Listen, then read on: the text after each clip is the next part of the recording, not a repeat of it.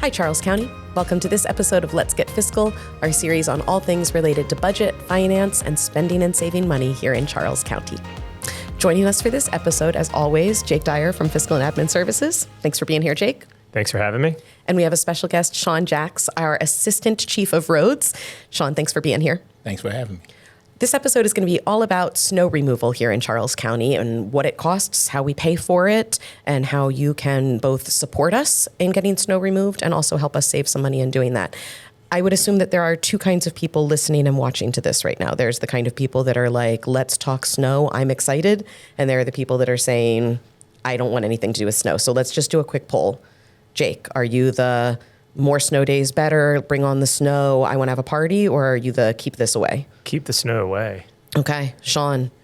I'm kind of in the middle. Okay. I want some.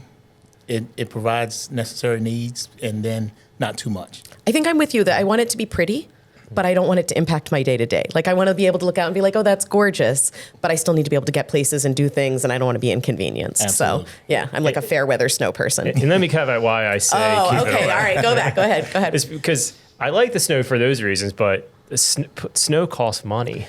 Okay, so let's just dive right in then, Jake. You've ruined it for all of us already. Okay, we're here to talk about snow costing money. Jake, why does snow cost money? Because every time there's a snow event that happens, Sean and his team at Public Works has to salt the roads, push the snow, and get it cleared out so everyone can get to where they need to be to, go to school, to go to their job, to go to so the emergency responders can get to your house if they need to get to you, and so forth. So it just costs a lot of money to make that happen. And I would assume that budgeting for that, it's not like other formulas we have where we know, 30 people live in this neighborhood in Charles County and they use blank number of gallons of water a day and therefore it will cost. We have no idea how much snow is coming, when it's coming, how long it'll last, right? Correct. So how do we budget something like this? So what we do every year is we budget probably enough for Sean to do one snowstorm per year. We budget that under the roads division's budget. We actually call it storm events. So it kind of gives Sean some flexibility in case there's a tornado or hurricane or just major wind or flooding. They can use these funds to support that as well. But what we do is we budget what we hope is enough to cover one storm event, okay? And then we have money set aside in our fund balance, which fund balance is essentially like money in your savings account to dip into it when there's more than one storm or major storms or a whole bunch of little storms that we can pull into to cover that. And we do that because if we only budget, I looked up the numbers, it's 1.7 million each year in the roads division for storm events. So when costs exceed 1.7, we use this fund balance, and we do that so we don't have to go to the school board or the sheriff's office or the Recreation Parks and Tourism and say, hey, we had a lot of snow this year. We need you to cut back so we can pay our snow bills. We don't do that. So we want to, so those agencies and departments can keep operating like they're supposed to, and we can use this fund balance to cover those bills. So, Sean, I feel like Jake just automatically, I would say rained on your parade, but snowed on your parade. Like, you just made it sound like you're the most difficult child in Charles County government, right? When he keeps saying snow costs money, what are you doing? What's going on over there? I would agree. Generally, to mobilize, it takes a lot. You have over 200 pieces of equipment out during a snow event. A 3 to 4 inch storm can generally last up to 2 to 3 days to clean and clear. So yeah, it does take a lot. It does take a lot of money, a lot of resources. But I will say in the last few years, the county's done pretty good with managing the amount of salt we use. We've reduced it greatly. And that's a huge cost savings, one, on the environment and in the county's pocket by saving salt. That's great. So can you talk us through, Sean, what a snow event looks like on the roads for you? So like from the getting ready for it to who's out on the roads doing it. Talk us through big picture what this looks like, where all this money's going. Sure. So at the start of an event, we'll watch the National Weather Service. We'll get updates on the storm, when it's expected to come in. Once we've got that determination in, the chief will make his recommendation when to mobilize, what we'll need to get the storm started. That's always a changing factor if more storms come or less, if the storm lessens. Once we mobilize, the roads division will show up first, and all the county staff will get our trucks loaded and prepared. The contractors will come in. And again, it's varied. So again, we try to save money by only activating the people we need. So if it's a 1 to 3 inch storm, we may not bring out all 200 pieces of equipment. We'll bring out maybe half. It's all dictated on what the storm will bring. On what we need. Yeah. And you said contractors, and this was something I learned when I started working here. I had no idea that we had contractors doing snow removal. Talk to us about that. Sure. So within DPW, the roads division have approximately 25 to 30 trucks. Out of that, 20 of them have salt and plow capability. The rest are plow only. So the county is pretty large and there's a lot of streets. So we need contractors' help to make sure we can get all the roads pushed, plowed, and salted. So on average, we usually have about 200 contractors on standby. And who can be a contractor? Any resident, any person that has a 4x4, a skid steer, a 6-wheel dump truck, a tractor. It has to be 90 horsepower, a triaxle dump truck. Okay. Things of that nature. If you can pass the inspection, get put on a contract, you just call our roads division at DPW, and we can get the ball rolling from there. And then, so I would say to you, I have a truck, and you would say, bring it in. You look at it, and you say, yes, you're good to go. And then if you needed me, you would call. I would show up. I would do so much work, and then I would get paid by the county. Yes. Okay, gotcha. You would get a phone call. You'd bring in your piece of equipment. We'd inspect it, make sure it's road safe, and it's able to meet our requirements, and then you would be put on a contract.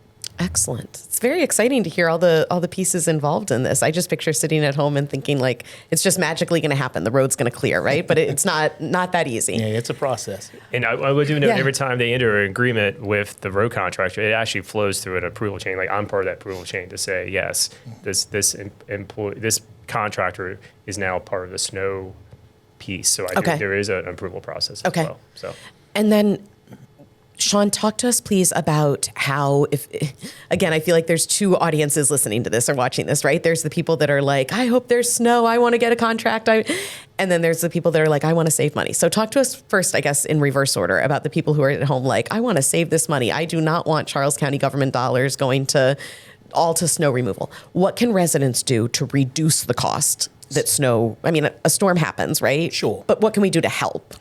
Some of the biggest things to help, when the snow event is happening, park all your vehicles on one side of the street. You can decide per neighborhood whether it be the even number side of the street, the odd number. If the cars aren't parked on both sides of the street, it'll allow the snow trucks to get in, clear those roads, put some salt down. But when the road is impassable to the vehicles, then we have to double back, make more trips, spend more time, more money, more salt. So just try to park on one side or the other. Okay. Wait for the event to clear before you start shoveling your driveway, dumping snow back out, because then you're going to be upset when a big truck comes down the street and throws 2 or 3 inches of snow back in your driveway. So I cleared everything, but then the truck comes and puts it back. So just wait, leave my driveway alone until the road is clear. I'm definitely guilty of that. Those are definitely, I would say, the biggest impacts to help reduce, because you're saving a lot of trips, a lot of fuel, a lot of uses of salt. Okay, excellent. For the rest of our community that's out there going, I want more snow. I love this. I want to be a contractor. What would you want people to know? Are you looking for contractors? Is this something that you want people to be getting more involved in? We are definitely looking for contractors. They can contact roads at DPW. Okay. Speak to our roads office. They'll put you in contact, send you an email with a link that'll have the contract all stated out for you. You review it, you fill it out, and start the process rolling. Okay, excellent. Jake, what's your message to people? Because I think sometimes it comes back in like why isn't the county doing more? Or, how do you balance how much we spend versus being fiscally responsible? Well, I want Sean to do his job and get the snow cleared out so people can get from A to B and the public safety responders are safe getting where they need to be. So I'm okay with the cost of what happens because I know Sean and DPW roads are doing what it takes to get their job done. Just know that we're trying really hard to keep the costs down as much as possible, but we know there's a cost associated to doing snow. Yeah. And what are some of the things that Charles County government has done to say we're not going to do? Like sidewalks for us is a no, right? Is that an accurate statement? That's for the residents to maintain their section of sidewalk, to make sure kids are able to safely go to the bus stop or walk if if need be, to school. We focus on the roads, keeping the roads open, safe. We prioritize all the snow emergency routes, the hills, the curbs, and just keeping the general public safe. So you guys have a plan. You just need us to stay out of your way. For the most part. Excellent. Okay. Well, I appreciate you being here. Is there anything else you want our listeners, our viewers to know about snow and snow removal here in Charles County? I think I may be a little biased, but hands down, Charles County has probably the best snow plan in the region. Our roads are open and clear well before anybody else's. We care about what we do, and we'd like to just keep everybody safe and focused.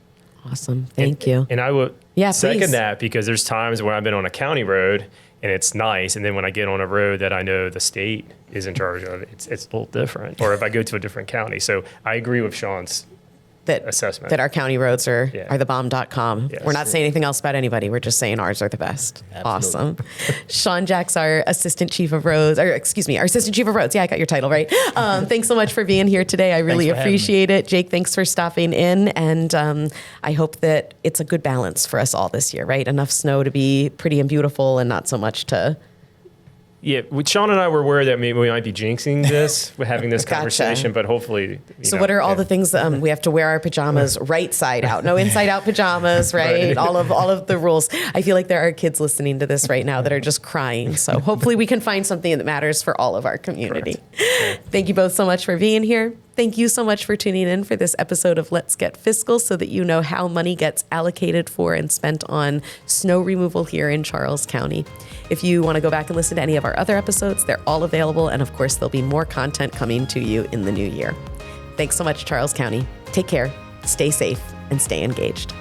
Thanks for listening. If you like this podcast and want to hear more, search Charles County Government on Apple Podcasts, Spotify, or wherever you get your podcast. And be sure to like and subscribe. We're also available on YouTube. Search Charles County Commissioners. And stay connected for all county news, information, and programs by visiting www.charlescountymd.gov/stay connected.